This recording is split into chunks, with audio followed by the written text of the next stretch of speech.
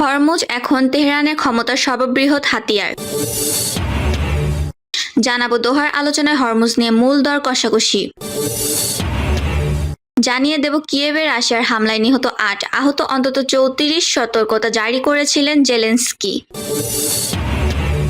এবং সর্বশেষ জানাবো জেরুজালেমে স্থায়ী দূতাবাস নির্মাণে ইসরায়েলের সঙ্গে যুক্তরাষ্ট্রের চুক্তি। দর্শক শুনছিলেন এতক্ষণ সংবাদ শিরোনাম, এবার জানিয়ে দেব বিস্তারিত সংবাদ। হরমুজ এখন তেহরানের ক্ষমতার সর্ববৃহৎ হাতিয়ার। ভূরাজনৈতিক ও কৌশলগতভাবে অত্যন্ত গুরুত্বপূর্ণ হরমুজ প্রণালীকে নিজেদের ক্ষমতার সর্ববৃহৎ হাতিয়ার হিসেবে ঘোষণা করেছে ইরান। দোহায় মার্কিন প্রতিনিধিদের সঙ্গে কোনো পরোক্ষ বৈঠক হবে না বলে তেহরান জানিয়ে দেওয়ার পর মধ্যপ্রাচ্যের শান্তি চুক্তি নিয়ে অনিশ্চয়তা দেখা দিয়েছে।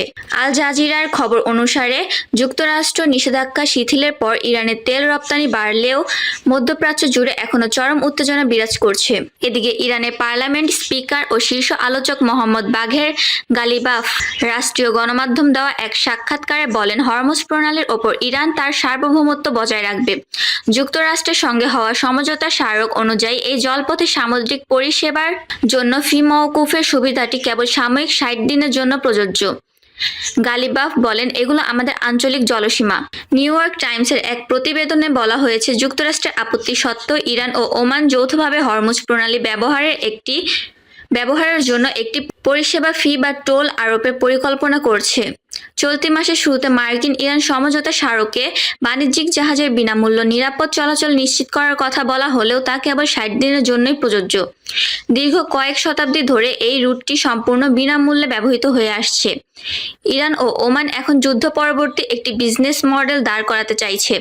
ওমান চায় এই ফি যেন স্বেচ্ছামূলক হয়, কিন্তু ইরান এটিকে বাধ্যতামূলক করার পক্ষে।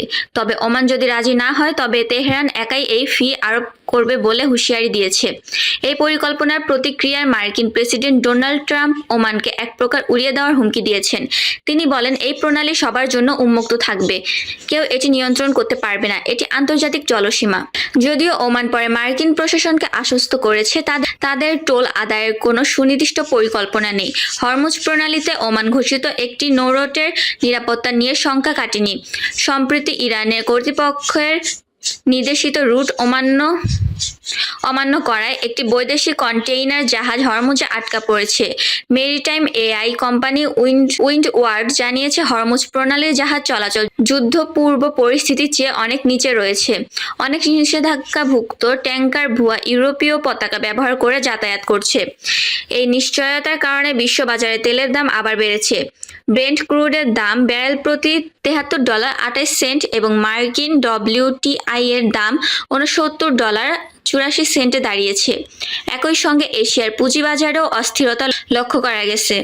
কাতারের রাজধানী দোহায় পরমাণু ইস্যু কূটনীতি ও অবিরুদ্ধ তহবিল ফেরত নিয়ে দুই দেশের মধ্যে কারিগরি পর্যায়ের আলোচনা শুরু হয়েছে। তবে এ নিয়ে দুই পক্ষের শীর্ষ কর্মকর্তাদের মধ্যে কোনো সরাসরি বৈঠক হচ্ছে না। মার্কিন ভাইস প্রেসিডেন্ট JD ভেন্স দাবি করেছেন, আলোচনা ব্যর্থ হলেও যুক্তরাষ্ট্র শক্তিশালী অবস্থানে থাকবে, কারণ ইরানের পারমাণবিক কর্মসূচি ও সামরিক শক্তি ইতিমধ্যে ভেঙে পড়েছে। অন্যদিকে চীন এই অন্তর্বর্তীকালীন চুক্তি দ্রুত বাস্তবায়নের জন্য উভয় পক্ষকে আহ্বান জানিয়েছে। বিশ্লেষকদের মতে এই সংকট থেকে মধ্যপ্রাচ্যের পুনর্গঠনে আর্থিক সহায়তার ইঙ্গিত দিয়েছেন। বার্লিনে এক সংবাদ সম্মেলনে তিনি বলেন, যখনই এই অঞ্চলের ধ্বংসপ্রাপ্ত অবকাঠামো পুনর্গঠনের প্রসঙ্গ আসবে তখন আমরা সবকিছু নিয়ে আলোচনা করতে পারি, তবে সবার আগে যুদ্ধ অবশ্যই থামতে হবে। দোহার আলোচনায় হরমুজ নিয়ে মূল দর কষাকষি। যুদ্ধবিরতি টেকসই করা, হরমুজ প্রণালীতে জাহাজ চলাচল স্বাভাবিক রাখা এবং দীর্ঘমেয়াদী শান্তি চুক্তির পথ তৈরি করতে কাতারের রাজধানী দোহায় যুক্তরাষ্ট্র ও ইরানের মধ্যে কারিগরি আলোচনা শুরু হয়েছে। গতকাল মঙ্গলবার রাতে শুরু হওয়া এ পরোক্ষ আলোচনা আজ বুধবারও চলেছে। সংশ্লিষ্ট একটি সূত্র ও ইরানের এক কর্মকর্তা একথা জানিয়েছেন। হরমুজ নিয়ে মূল দর কষাকষি হলেও গত 2 মাসে দেশের মধ্যে সই হওয়া অন্তর্বর্তী সমঝোতা স্মারকের MOU সার্বিক বাস্তবায়নই এই আলোচনার মূল লক্ষ্য। আলোচনায় মধ্যস্থতা করছে কাতার। পাকিস্তানও এ প্রক্রিয়ায় যুক্ত রয়েছে।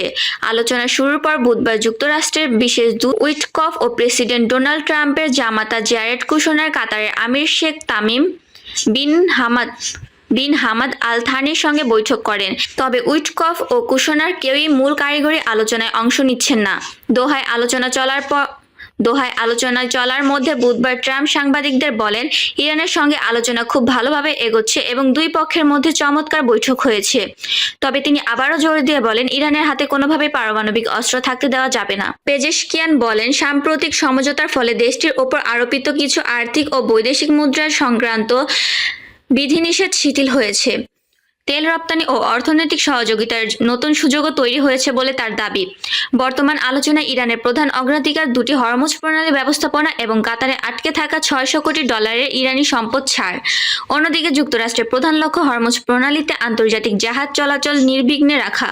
দুটি জ্যেষ্ঠ ইরানি সূত্র বার্তা সংস্থা রয়টার্সকে জানিয়েছে, যুদ্ধের সময় ব্যাহত হওয়া এই নৌপথে জাহাজ চলাচল আংশিকভাবে শুরু হলেও পরিস্থিতি এখনো পুরোপুরি স্বাভাবিক হয়নি। দ্য ওয়াল স্ট্রিট জার্নাল এর এক প্রতিবেদনে বলা হয়েছে, ট্রাম্প ইরানের বিরুদ্ধে আবারও বড় ধরনের সামরিক অভিযানের বিকল্প বিবেচনা করলেও আপাতত কূটনীতিকেই অগ্রাধিকার দিচ্ছেন।